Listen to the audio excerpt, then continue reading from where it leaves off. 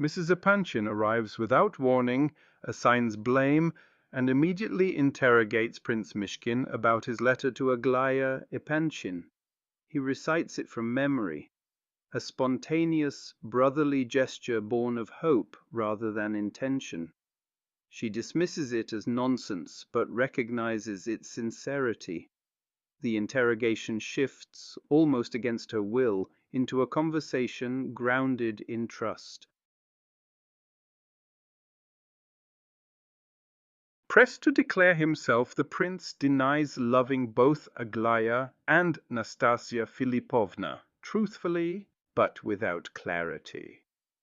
Mrs. Epanchin accepts his innocence regarding Nastasia, but overrides his uncertainty about Aglaya with a decision of her own.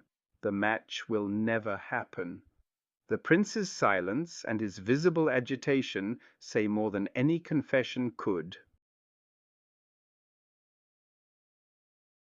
Mrs. Epanchin introduces two destabilizing claims. Gavril Ivolgin has been secretly communicating with Aglaya, and Aglaya herself may be in contact with Nastasia. The prince rejects both outright. Yet the impact is immediate. Trust fractures. The relationships he believed stable are revealed as already in motion without him. A letter from Antip Bodovsky interrupts the tension. Restrained, awkward, but genuine. He renounces his claim while acknowledging the prince's goodness. Mrs. Epanchin dismisses it as foolish. The prince insists on its sincerity. The moment briefly restores moral clarity. Pride yields, but does not disappear. Aglaya's message appears cold, formal, dismissive. Mrs. Epanchin reads it, pauses for a single instant, and reverses its meaning entirely. She seizes the prince and drags him toward the Epanchin house, convinced the note is not rejection, but provocation. The distance the note creates is undone at once, not by interpretation, but by action.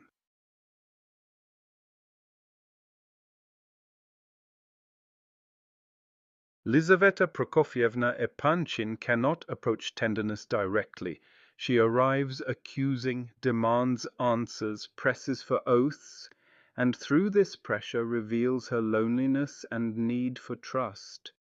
Her aggression is not the opposite of intimacy, but its necessary form. She can only draw close by forcing the other to stand and answer.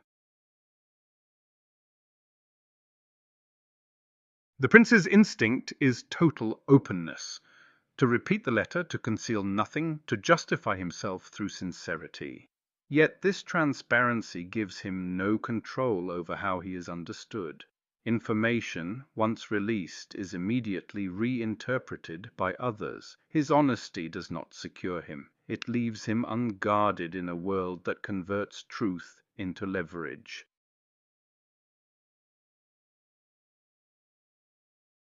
The suggestion that Aglaya and Nastasia are already in contact transforms the structure of the novel.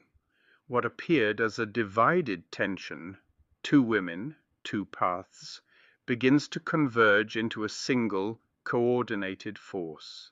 The prince is no longer between them. He is positioned within something he does not see. The silence around this fact is itself the warning. Bodovsky's letter introduces a rare moral adjustment. He admits error without surrendering dignity. His pride bends, but does not break. Against a background of manipulation and performance, this partial, imperfect honesty stands out. The prince recognizes it immediately. Mrs. Epanchin does not. The difference reveals how each measures sincerity, by essence or by appearance.